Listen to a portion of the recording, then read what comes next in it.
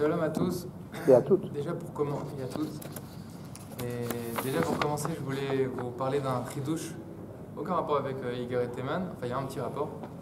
Mais je voulais vous parler d'un chidouche que j'ai vu du Rav Tziouda sur la Haftarah de la semaine dernière. Oh, on a oublié déjà. Je vais vous rappeler.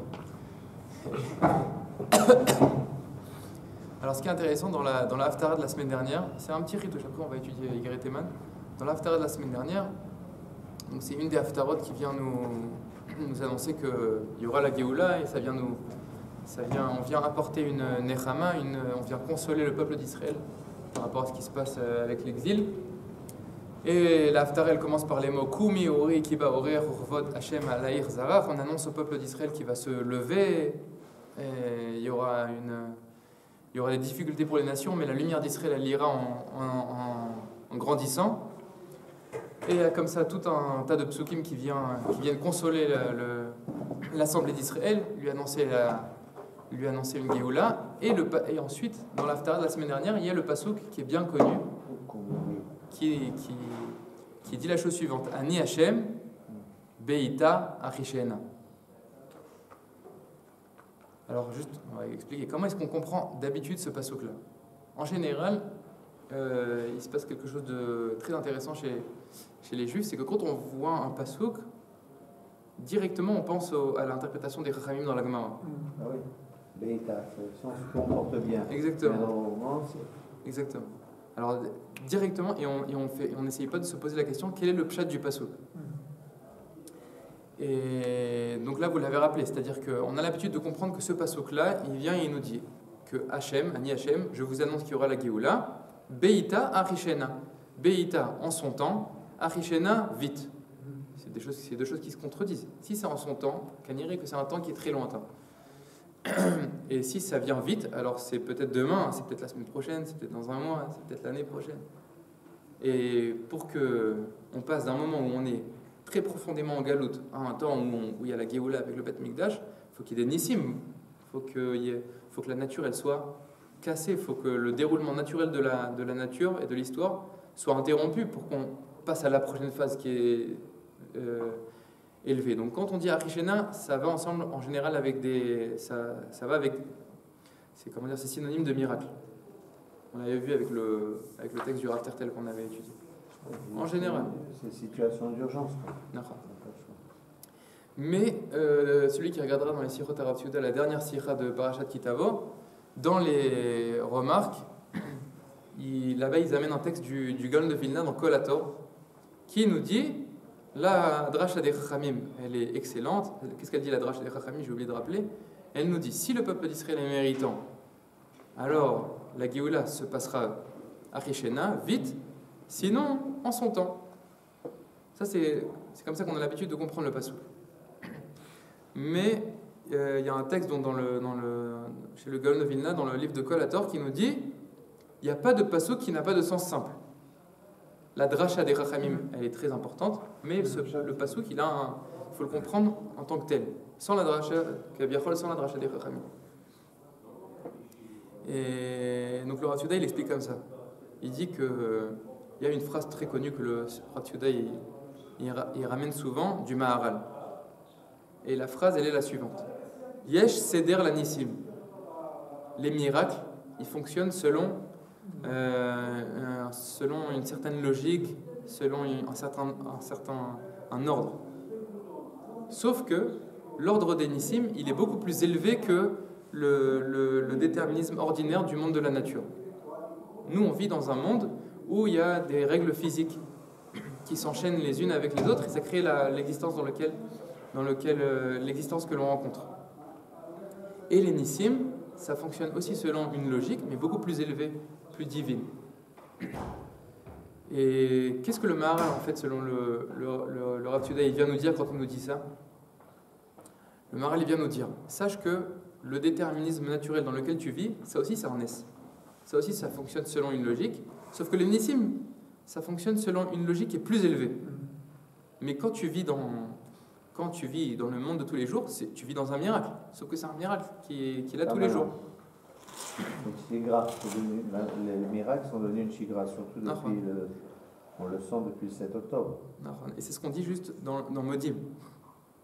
Parce que dans Modim, on dit Modim anachnulach, al nisecha shebechol yom, sur les miracles que tu fais avec nous tous les jours, ve'al niflootera. C'est quelque chose d'encore plus élevé. Donc il y a les deux niveaux. Et même la méthode de tous les jours, c'est appelé Nissim shebechol yom vayom. Donc on voit que, contrairement à ce que les gens pensent que le monde dans lequel je vis, c'est pas quelque chose de divin, juste le miracle, c'est la rencontre avec quelque chose de divin. Selon la vision de la tradition, non. Tout le temps, je suis en contact avec quelque chose de divin, même quand Akadosh Baruch Hu, à travers sa volonté, il fait en sorte que le monde se maintient.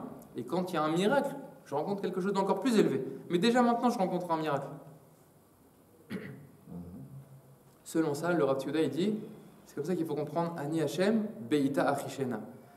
Akadosh Baruch Hu, il dit, je suis les deux. Akadosh Baruch Hu, il dit, la Géoula, elle se passe à travers ces deux voies-là.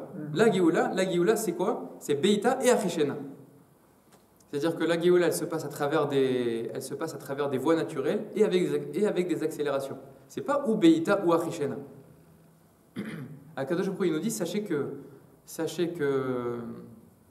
y a un processus de Géoula qui va se produire avec le retour des exilés, avec le fait qu'on a une indépendance politique, et de temps en temps, ça c'est Beïta, mais dans le Beïta, à l'intérieur du Beïta, il y aura aussi Achishena.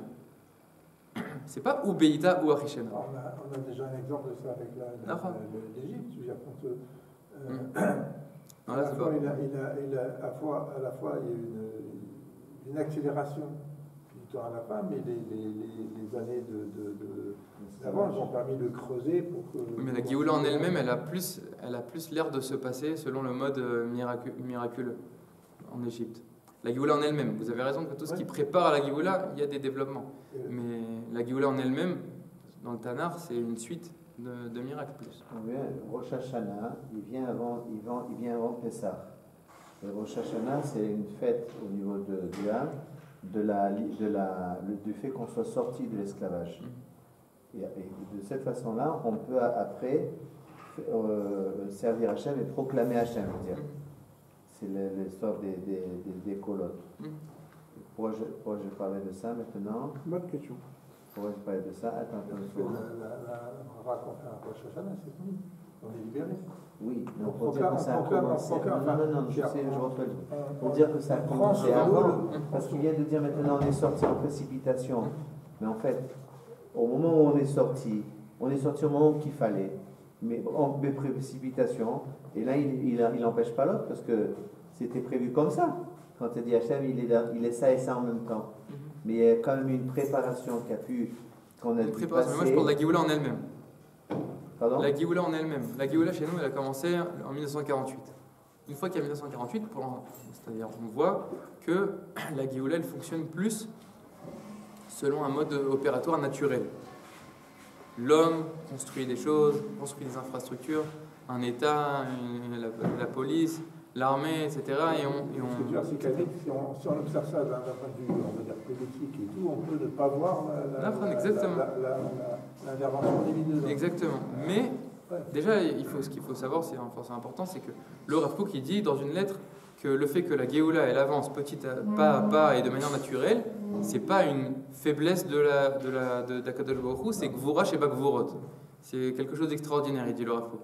Parce que c'est montrer que même ce qui est a priori le plus écarté du divin, même ça, c'est-à-dire la nature, le développement historique simple, même ça sert en fait le divin. C'est pas chouette qu'à travers des nissim tu peux amener la Géoula. À travers la nature, tu peux amener la Géoula. Ça, c'est encore plus grand. Mais selon le Rav Kook, ça ne vient pas dire qu'il n'y aura pas de miracle dans la suite du processus. Des miracles à plus ou moins un grand niveau. En tout cas, ce qu'on vient de dire ici, c'est que Akadosh Baruch Hu nous dit, je vous amène la Géoula selon deux voies. C'est-à-dire selon deux voies, mais en même temps. C'est pas ou Beïta ou Achishena, c'est Beïta et Achishena. Ce qu'on a appris, c'est toujours oh. Et ben maintenant, le Rav Tzouda et le Gan de Vina, ils viennent et ils sont Mechachim, c'est et Beïta et Achishena. Je suis le même Dieu, c'est-à-dire, c'est pas que tu rencontres en fait, au début du pasuk, il y a marqué Ani Hashem. Et nous, on a l'habitude de dire Hashem, il est un. Et là, il vient nous, si on ne se ment pas à nous-mêmes, Beaucoup de gens qu'on rencontrera dans la rue, ils veulent rencontrer Akadosh Baruch Hu que à travers le Harishen. Ah, quand est-ce que j'ai rencontré Akadosh Baruch Hu? Quand il y a eu un miracle extraordinaire dans l'histoire d'Israël ou dans ma vie à moi. Mais Akadosh Baruch Hu, il dit non, Ani Hashem. Moi, je me dévoile à travers le Beïta et à travers le Harishen. Et dans le processus historique, on aura les deux. On aura Beïta et à l'intérieur du Beïta, même de temps en temps, Harishen. Des accélérations. C'est comme une voiture. Des fois on prend cette vitesse-là, des fois on prend ça. Mais c'est la même voiture. Il n'y a pas de voiture. Ce qui est mis plus en avant, et c'est pas ce qui est mis en avant dans la dracha de Chachamim. Dans la dracha de Chachamim, on a l'habitude de penser, c'est ou Beïta ou Harishen. Comme le Rav Tertel. On avait vu que le Rav Tertel il dit que maintenant on est dans le mode pas méritant, donc tout va selon un mode naturel. Le Rav Tertel dit non, on est avec les deux en même temps. C'est compliqué de savoir que c'est méritant ou pas méritant. Non, quand on voit l'Égypte, justement, c'était une sortie rapide avec des grands miracles et tout, des choses comme ça, les 4/5 ne sont pas sortis. Alors que. Peu importe, le mode opératoire de la Géoula, il était à travers des miracles. Non, mais eux, ils ont eu le mérite de voir des choses grandioses. C'est-à-dire que c'est incompréhensible que. Alors, ça se trouve, il y a des choses grandioses que nous, on ne voit pas ici. Hein. Et qu'est-ce que je voulais dire? En tout cas, moi, c'est ma sensibilité. Ouais, ça, c'est un truc qui m'a toujours embêté. De dire qu'il y a les 4/5 qui sont restés en Égypte, alors qu'ils ont vu les miracles que Dieu a fait. Tu ne peux pas être aveugle. Je veux dire, c'est être aveugle et tout, c'est dingue. Je me dis, il y a 10% qui n'ont pas vu, qui n'ont pas compris. Il y a même dans le principe, à partir du moment où il y a des miracles qui se passent, et que tu es humain, je sais pas. Top, j'y étais pas donc je peux pas. La preuve c'est qu'aujourd'hui aussi, de nos jours, avec tout ce qui se passe comme miracle, il y en a qui démontrent le gouvernement, etc. En tout cas, ce qui était important pour moi juste, c'est de vous montrer que l'interprétation du Rav Yehuda, c'est ma sensibilité à moi. J'ai une sensibilité qui est un peu proche des mots. C'est que comment dire, elle résonne extrêmement bien avec les mots. Ani Hashem, Beïta Achishena. C'est pas Ani Hashem, Beïta ou Achishena. C'est très ancré dans les mots ce qu'il dit le Rav Yehuda. Ça me fait vraiment, je trouve que après le passouk il est beaucoup plus frappant, il est beaucoup plus comment dire, je comprends mieux j'ai l'impression vraiment d'avoir saisi ce qui a marqué dans les mots de l'Haftarah. Ani Hashem, Beïta Achishena. Top. Mikan Ve'elach, maintenant on retourne à nos moutons et on retourne dans le Rambam. Et donc le Rambam, on va rappeler ce qu'il avait dit la dernière fois à peu près, il a ressenti le Rambam que chez son interlocuteur, le Rav Yaakov ben Netanel ben Fayoumi, donc ce Rav Yaakov, on rappelle, il a écrit une lettre au Rambam pour décrire ce qui se passe au Yémen, et le Rambam il lui répond. D'accord ? Igeret Teman, qu'est-ce que c'est ? C'est la réponse du Rambam à une lettre qui lui a été adressée, du Rav Yaakov ben Netanel ben Fayoumi. Et ce Rav-là, le Rambam, il a ressenti qu'il avait il accordait un certain intérêt à l'astrologie. Pour lui, pour le Rav Yaakov, l'astrologie, c'est pas rien. Et le Rambam, lui, pense que c'est rien. Et apparemment, dans sa lettre, le Rav Yaakov, il a parlé du fait que autour de lui, on observe un affaissement du niveau des Chachamim dans le peuple d'Israël. Les Chachamim que lui, il connaît, en tout cas, il dit, ils sont à un niveau extrêmement faible de Chokhmah. Alors le Rav Yaakov, il dit pourquoi ? Apparemment, ce serait parce que on se trouve sous l'influence du Meshulash Afari.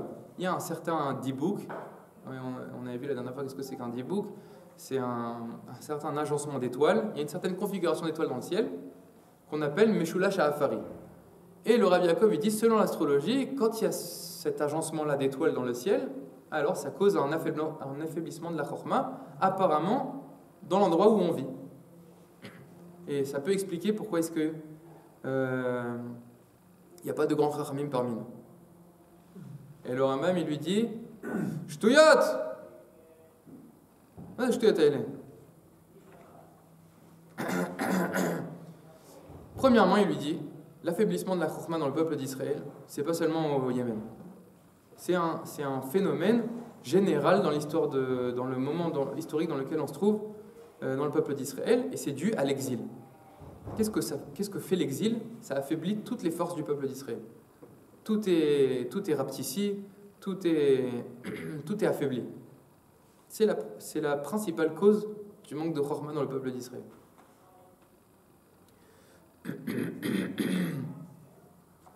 Et ensuite, on avait vu la dernière fois que le Rambam il dit que ton fameux Meshulash Ha'afari, ta fameuse configuration d'étoiles dont tu parles, c'est une configuration d'étoiles qui se trouvait dans le ciel également et qui influençait la terre d'Israël au moment où vivaient Shlomo et Avraham. Et eux, ça les a pas empêchés d'être des grands chachamim. Donc tu me dis que le Meshulash Ha'afari cause le fait qu'il y a un manque de chorma dans le peuple d'Israël. Mais à l'époque d'Avraham et à l'époque de Shlomo, il y avait aussi il y avait également une configuration qu'on appelle d'étoiles qui s'appelle le Meshulash Ha'afari. Et pourtant, c'était des grands, ils sont arrivés à des summums de sagesse. Donc, ta pensée est caduque. Et il lui dit ensuite, ne va pas n'écoute jamais l'astrologie. C'est quelque chose qui est vide. Et ensuite, c'est ce que je voulais lire avec vous aujourd'hui, dans la page 81, dans la page 79, pardon. Le Rambam, il nous dit, pour accéder à une véritable connaissance, il y a une seule solution, c'est de ne pas se tourner vers l'astrologie, c'est de se tourner vers la névoie, la prophétie. Il n'y a que ça de vrai. Et c'est ce qu'il dit dans les mots. Veda kikmo she'im sor asuma amshachato. Les baal ha'inaim she'olicheu. De la même manière qu'un aveugle, il fait confiance à quelqu'un qui a des yeux. Midato she'en lo einaim, parce qu'il est conscient, l'aveugle, qu'il n'a pas de possibilité d'avoir une vision. Veyoru ou derer shalom. Et celui qui a des yeux, il lui montrera le bon chemin. Comment she'im sor acholé. Et de la même manière qu'un malade, il fait confiance à un médecin. Comment she'im sor acholé. Asachal bimlechet arefuot anagato. La refait chez Anigeo, de la même manière qu'un malade qui ne connaît rien à toutes les sciences qui concernent comment dire, il ne sait pas quel médicament utiliser, alors il fait confiance à un refait pour le guider chez Anigeo. Li oto sachal bedvarim amemitim ou bedvarim amatzilim, parce que le malade, il ne sait pas ce qui cause la mort et ce qui sauve de la maladie. Et donc, il accepte les dires du médecin. Tout ce qu'il dit le médecin, il le fait.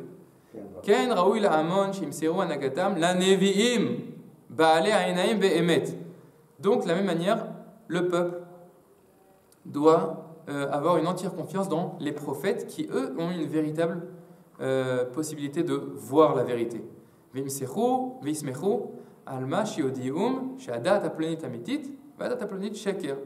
Et donc il faut avoir une entière confiance dans le prophète quand il nous dit que cette sagesse-là, cette pensée-là, cette connaissance-là, elle découle du Emet, et cette connaissance-là et cette pensée-là, elle découle du Sheker.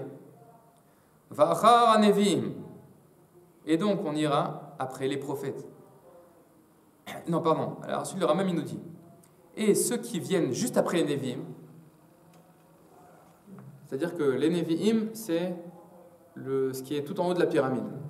Mais si on n'a pas de Nevi'im, alors la madriga juste en dessous, c'est les Chachamim. Et eux aussi, il faut leur prêter attention, à leur dire Va'achar Nevi'im achachamim. Pourquoi? Parce que les Chachamim aiment dorshim, yomam va'layla, adeot ve'emunot, ad shiyedu ve'yakiru ha'emet min ha'sheker. Parce que ce qui caractérise les Chachamim, c'est que jour et nuit, ils essayent de clarifier le vrai du faux, le émet du sheker. Je rappellerai juste à ce sujet quelque chose de très important, c'est que le Rambam, dans Akdama la Mishnah, peut-être je l'ai déjà rappelé ici, je ne me rappelle plus si j'avais rappelé cet enseignement-là, mais le Rambam dans la Akdama de la Mishnah, il a écrit, le Rambam, un texte avant d'avoir écrit son pérouche sur les Mishnayot. Ça s'appelle Akdama la Mishnah. Il me semble que c'est là-bas, si je ne me trompe pas. Et le Rambam, il nous dit, quelquefois il y a des Mishnayot où on nous dit, voilà, ça c'est l'avis de Beth Shammai, ça c'est l'avis de Beth Hillel. Et Beth Shammai, sache qu'en fin de compte, ils ont changé leur avis, ils sont tombés d'accord avec Beth Hillel. Alors la question du Rambam, c'est pourquoi tu ne me dis pas directement l'avis final de Beth Shammai et Beth Hillel? Beth Shammai et Beth Hillel sont d'accord pour dire Aleph.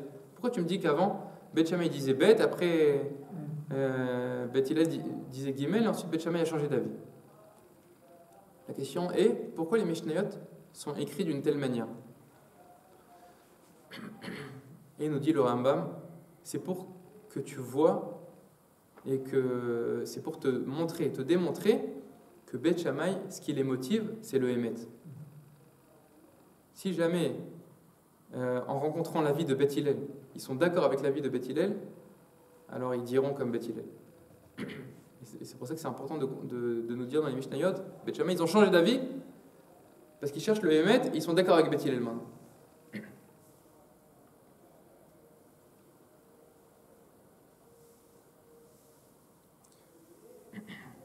Il y avait un autre enseignement très beau une fois que je l'avais vu sur qu'est-ce que c'est que le Hémet. Il y avait marqué dans le début de la Torah, il y a marqué Bereshit bara Elokim. D'accord? Bereshit bara Elokim. Omer Abba Aturim, le Baal Aturim, il dit qu'est-ce que c'est que Bereshit bara Elokim? Si on prend les dernières lettres, c'est Hémet. Bereshit Tav, bara Aleph, Elokim même. Je ne sais pas si vous avez déjà ouvert le Baal Aturim, mais le Baal Aturim, c'est une interprétation très courte. Il nous dit juste, voilà, ça c'est la même gématrie que ça. Ça c'est un pasouk où il y a ces deux mots-là viennent dans un autre pasouk à un autre endroit du Tanakh. Et il faut se casser la tête pour savoir qu'est-ce qui veut dire qu'est-ce qui veut dire le Baal Aturim. Et je ne me rappelle plus si c'est expliqué dans le Baal Aturim, mais en tout cas, à mon avis, l'interprétation de ce Baal Aturim-là, elle est ainsi. Le Baal Aturim, il nous dit, sache que Bereshit bara Elokim, quand tu prends les dernières lettres, c'est les lettres de Hémet. Pourquoi les dernières lettres? Pourquoi pas les premières lettres? À mon avis, l'interprétation, elle est comme ça. Mais je l'ai déjà... C'est pas moi qui l'ai inventé l'interprétation, mais je ne me rappelle plus où je l'ai vu. Et elle nous dit comme ça l'interprétation. Akadosh Baruch Hu, il a créé le monde. Mais, quand Akadosh Baruch Hu, il a créé le monde, pour créer le monde, il y a eu ce qu'on appelle un Tzimtzum. Ensuite, Akadosh Baruch Hu, Kaviachol, il s'est retiré. Et alors, où est-ce que je rencontre Akadosh Baruch Hu maintenant? Dans les textes des Chachamim, le Hémet, c'est appelé le tampon d'Akadosh Baruch Hu dans le monde. C'est-à-dire qu'il y a une trace du divin dans le monde. Quelle est cette trace-là? Comment est-ce qu'à travers la trace d'Akadosh Baruch Hu, je peux retrouver un lien avec le divin? Et bien, c'est à travers le Hémet.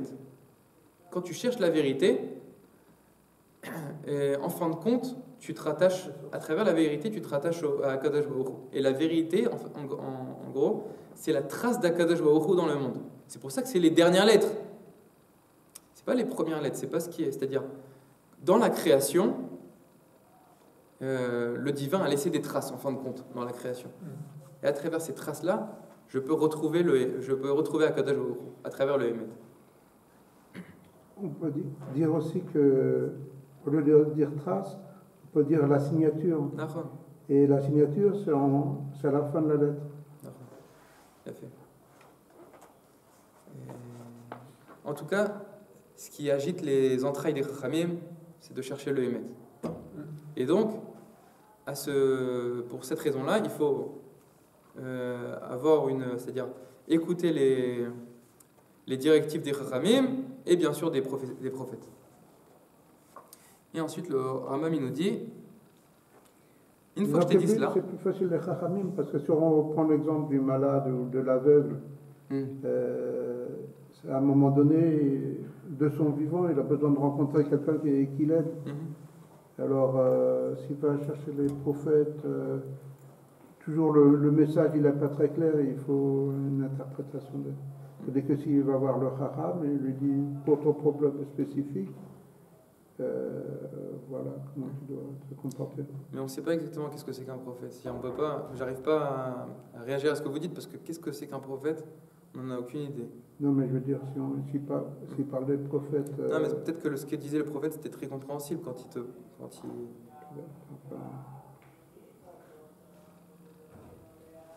Peut-être du temps où il y avait des prophètes, c'était bien, mais je veux dire, de nos jours... Ah non, de nos jours c'est autre chose. Mais là on parle d'un prophète, quand on regarde les prophéties de nos jours, on avait déjà expliqué que c'est des prophéties qui ont été écrites pour le peuple d'Israël, qui sont éternelles, qui ont un message, d'une grande portée et qui doit traverser les générations. Mais il y avait aussi des prophètes plus petits. Pas toujours compréhensible. Non. Et même du temps où il y avait des prophètes, je veux dire, quelqu'un il n'est pas toujours un prophète sous la main. Il n'est pas toujours un prophète, quoi? Il n'a pas toujours un prophète sous la main à qui il demande. Si on dit qu'on avait qui flame qui au Mitzrayim, alors peut-être qu'il y avait toujours un prophète sous la main.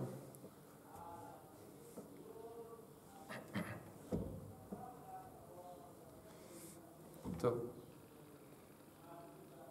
Alors, on avait expliqué, là, on avait déjà rappelé ça la dernière fois, mais dans la suite du texte, le Rambam il vient nous enseigner quelque chose de très important.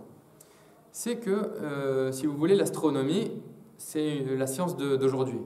À l'époque, l'astronomie de l'époque, c'est la science d'aujourd'hui. C'est pour répondre à certaines questions, c'est quelque chose de très établi. Les gens ont une foi en cela et ils pensent que c'est quelque chose de basé. Attends, là on passe à l'astronomie. Oui, on repasse à l'astronomie.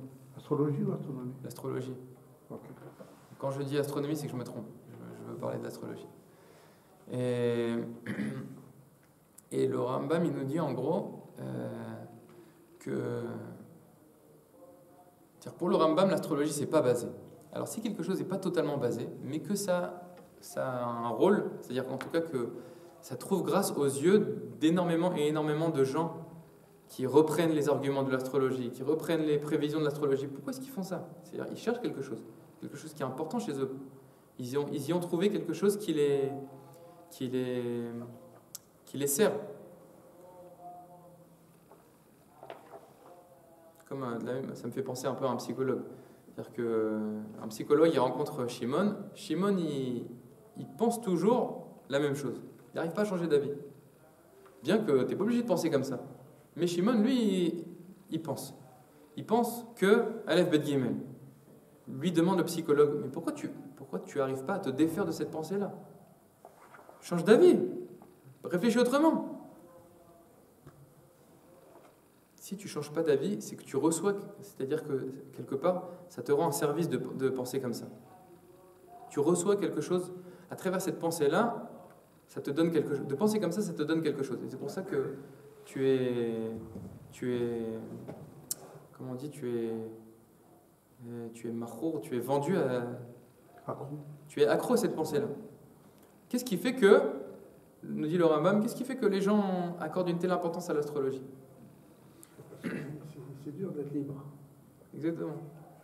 Il nous dit le Rambam, quand par exemple les astrologues, l'astrologie nous dit, dans X années, il y aura un maboul de poussière et de etc. En gros, ce qu'il y a dans leur inconscient, ils viennent nous dire, sache que même le maboul qui a eu autant de Noir, ça aussi c'était un maboul qui a été causé par un certain agencement d'étoiles. C'est pas dû à la mauvaise conduite du monde et à une faillite morale. C'est pas ça la cause. Dans ton inconscient, tu dis, c'est parce qu'il y avait une configuration Aleph Bet Gimel des étoiles. C'est ça la raison. Et c'est ça le Rambam nous dit, c'est ça leur volonté véritable. Comme Kriyat Yam-Souf. Il y en a qui disent que il y avait la lune, etc. Et à combien de temps il nous reste? Parce que je veux voir aussi avec vous. Ok, on a assez de temps. Okay. Une fois que je t'ai fait toute cette introduction, alors écoute ce que j'ai à te dire. Shekol ma shitishma'eu otimtsa'eu katuv me'elu amahmarim vekayotze ba'em hem kulam dvarim en emet ba'em. Donc tous les écrits de l'astrologie et tous ceux qui parlent de la sorte, sache qu'il n'y a aucune vérité dans ce qu'ils disent. Aval omram sachal omat'e. Tous ceux qui reprennent les arguments de l'astrologie, c'est que ou c'est des ignorants, ou c'est des gens qui viennent nous induire en erreur. Omishishtadel l'histoire Torah ou la pilchomotea, ou celui qui veut utiliser l'astrologie pour porter des coups intellectuels à la Torah. Il rentre dedans. Il lui dit abandonne complètement l'astrologie, Rabbi Yaakov. Il y a un kloum. Il n'y a rien du tout dans l'astrologie. Alors, tiré azutam, regarde à quel point ils sont effrontés. Be'omram, maboul avir ou maboul afar. Ils parlent d'un maboul d'air et un maboul de terre, de poussière. Be'chenyomru maboul esh. Ils parlent aussi du fait que dans le futur, ou en tout cas, il y a une possibilité qu'il y ait un maboul de feu. Ze kulotarbula. Tout ça, c'est un stratagème. Ve'asha'a. Donc, asha'a, dans le dictionnaire qui est imprimé en bas de la page, je ne sais pas si vous l'avez, ils disent asha'a asata. C'est pour nous déconcentrer. Achiavi ou l'archov, shamaboul, lo aya rak medibur ichad. C'est pour nous amener à penser que le maboul qu'il y a eu au temps de Noach, il a été dû à un certain agencement des étoiles, une certaine configuration des astres. Mais ce n'était pas de Hachem. Velo yame Hachem. Le maboul, il n'a pas été causé par Akadosh Baruch Hu pour punir l'homme de sa faillite morale. Donc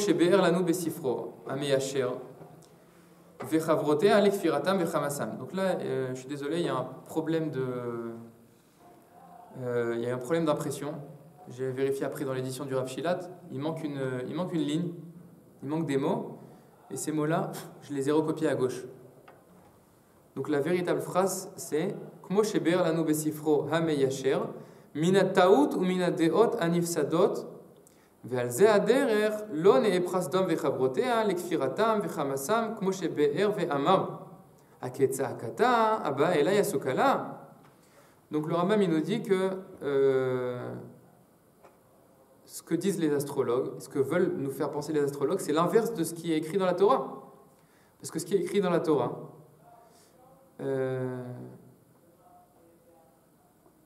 c'est que le Maboul il est arrivé parce que l'homme s'est conduit d'une mauvaise manière, et c'est la même chose pour Sdom ve'Amora.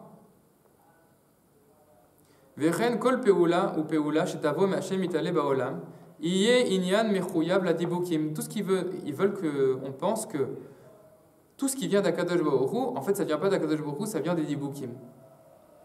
C'est quoi? C'est une configuration des astres, une certaine configuration des astres et des étoiles. Non, c'est pas les anges, etc. Non, tu sais quand il y a des quelqu'un qui est pris malgré lui, il est oui, sous un mauvais esprit. Mauvais esprit. Non. Là dans le Rambam, c'est une configuration d'étoiles. Dibukim, c'est des étoiles collées les unes avec les autres. D'accord. Davouk. Et puis quand on voit des étoiles qui sont collées, ils sont proches. Dans la configuration d'étoiles, tu dis voilà, quand l'étoile, je sais pas moi, la grande ours polaire, elle est à côté de l'autre étoile, alors ça signifie bête guillemets. D'accord, regarde, ici, on n'a aucune idée des distances qu'il y a entre les. Non, nous de là, on voit pour nous, c'est 2 cm, 3 cm, 2 cm. Elohen Agdamot. Tout cet agencement d'idées que l'astrologie expose, c'est pour porter un coup à la Torah. Emrotzim, les natet spinot adat, les fondements de la Torah et de la religion, ils veulent briser cela. Kede shelchu bishrirut libam utshukat nafsham ba'amit ki be'emot ve'ozniot. Leur volonté véritable, c'est de casser les fondements de la morale dans le monde et de pouvoir se livrer à tous les plaisirs matériels qu'il y a dans l'existence. Mais elle est à des hôtes, Izir Hashem Batorah. Et Akadosh Baruch Hu, il veut nous mettre en garde de ces choses-là dans la Torah. Ve'odi anu ve'amar. Et Akadosh Baruch Hu, il nous dit la chose suivante. Kshe tamru. Quand vous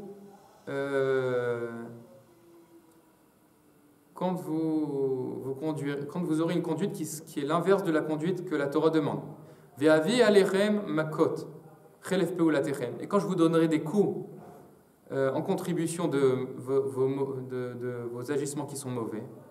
Im ta'aminu shebiat amakot ou inyan she'era bemikre. Si vous mettrez dans votre esprit de dire ah, tout ça c'est un hasard. Les coups que j'ai reçus, c'est le fruit du hasard. L'homme il se comporte d'une mauvaise manière, il reçoit des coups d'Akadosh Baruch Hu, et l'homme il dit le coup qu'on a reçu c'est dû à une mauvaise conjoncture historique, on n'était pas assez près, l'armée n'était pas au bon endroit, etc., etc. Si tu dis une telle chose, et si on ne dit pas et on ne comprend pas que c'est parce qu'on on a commis des fautes et on ne réalise pas la volonté divine, c'est pour ça qu'on a eu des coups. Si tu ne comprends pas ça, alors il nous dit à Kadosh Baruch Hu, Osif alechem mina keriahu. Ce qui s'est passé kaviachol pour toi par hasard, je vais faire en sorte que ça se passe de manière encore plus forte, pour que tu vois que ce n'est pas par hasard. Ve'erpela ve'achaskeu ve'um batorecha. Et c'est ça qui est marqué dans les klalotes, dans les malédictions. Ve'im telchu imi keri ve'alarti imachem bechamat keri. Donc le Rambam il a écrit tout ça pour nous dire que c'est ça l'intention du pasuk quand le pasuk nous dit Ve'im telchu imi keri, c'est-à-dire quand vous recevrez des coups à cause de vos mauvais agissements et que vous, si vous dites que c'est mikré, c'est-à-dire que si vous dites que les coups que vous avez reçus c'est le fruit du hasard, ça c'est ce qui est marqué dans le pasuk. Ve'im telchu imi keri. Alors la réponse ce sera que alarti imachem bechamat keri. Moi je ferai en sorte que ce qui s'est passé pour vous par hasard, je ferai en sorte que ça se reproduira encore une fois, mais cette fois-ci je le ferai avec colère. Bechamat keri. Vekeri ou amikre. Il nous dit le Rambam, keri c'est un mot code pour parler du hasard. Veu omer im tasimu et onchi mikre. Si vous dites que ma punition c'est le hasard, she'era. Si vous dites que la punition qui est arrivée c'est le fruit du hasard, alors osif lachem minachozek sheba mikre aou sheva al chatotechem. Donc je ferai en sorte que ça se passera et ça se reproduira de manière encore plus forte. Pour finir, je voulais juste vous montrer le chidouche qui sont écrits ici dans les Achavot. Un chidouche vraiment, je trouve, très joli. Tout ce qu'on a lu ici dans le Rambam, ça vient nous dire la chose suivante. Tout ce qui se passe dans le monde de mauvais, les coups qu'on reçoit, c'est lié à nos mauvais agissements. Et donc s'il y a du mal dans le monde, c'est aussi pour te montrer que c'est aussi pour te secouer. C'est Matim ce qu'on dit avec Chodesh Elul, Yom Kippour, etc. S'il y a des mauvaises choses, le mal il a un rôle dans le monde. Quelquefois le rôle du mal c'est de secouer l'homme qui est endormi, qui a oublié quelle est la volonté de Dieu dans son monde. Et il y a des halachot qui statuent et qui sont cités ici dans les Achavot. Il y a deux halachot. Il y a une halakha dans le Rambam qui nous dit quand il y a une souffrance, une chose mauvaise qui se passe pour le peuple d'Israël ou qu'il n'y a pas de pluie par exemple, alors il y a un ordre des Chachamim, de la Torah, je ne sais pas exactement, de faire un jeûne, de jeûner. C'est marqué comme ça dans le halakha du Rambam. Et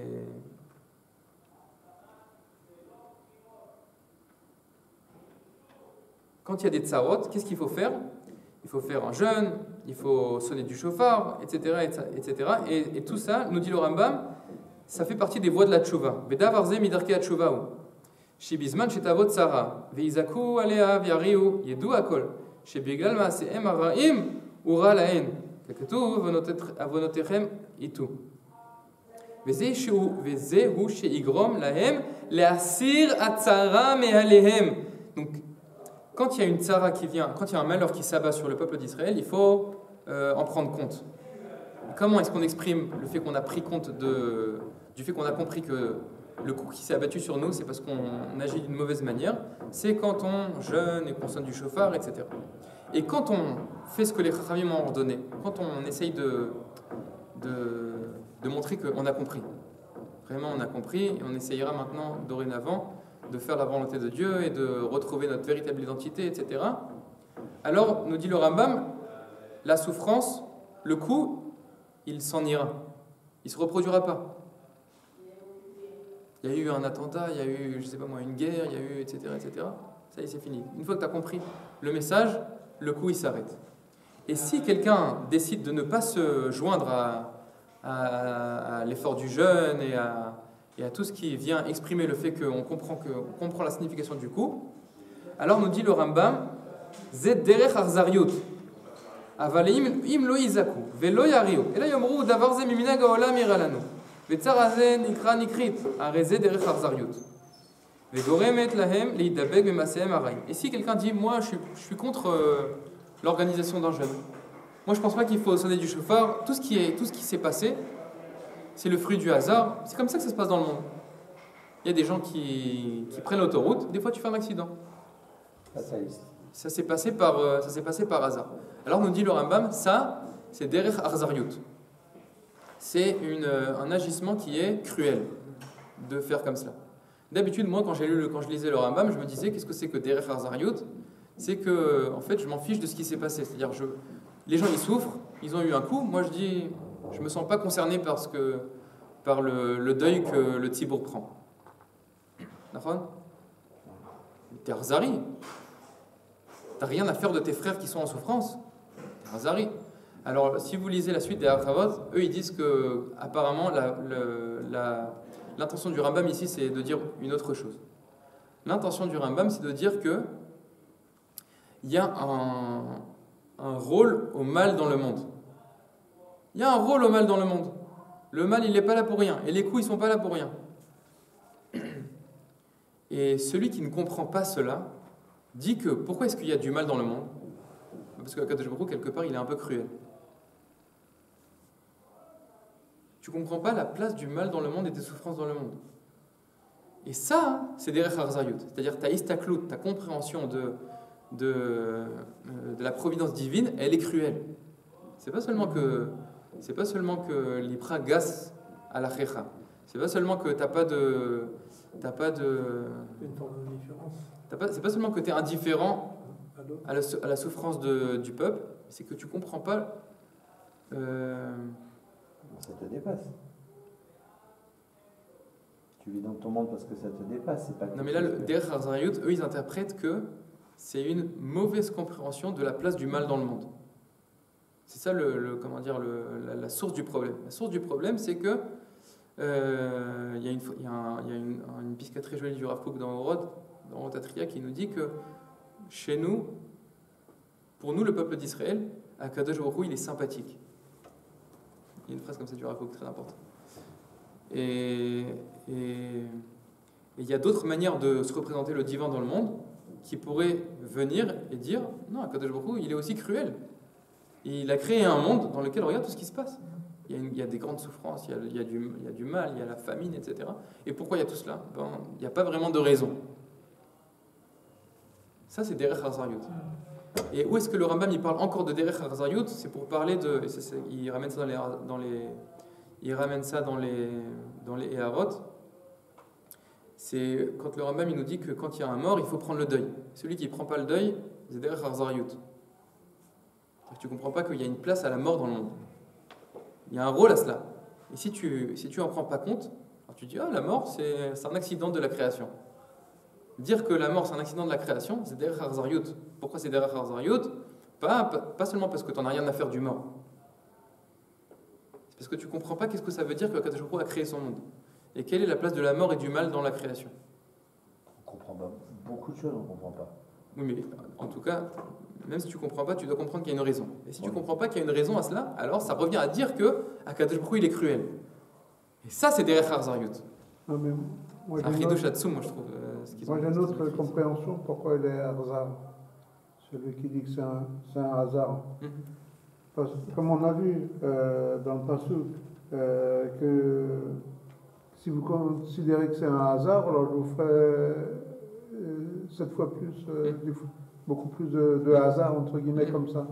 Ça veut dire, quelqu'un qui dit que cet accident ou cet attentat, c'était un hasard, ça provoque le fait qu'il y ait encore plus de trucs, et c'est en cela qu'il est cruel. Ok, mais pour ce qu'il écrit le Rambam par rapport au deuil, je sais pas, le mort, il va être mort encore une fois. Non, j'ai compris, ça s'entend.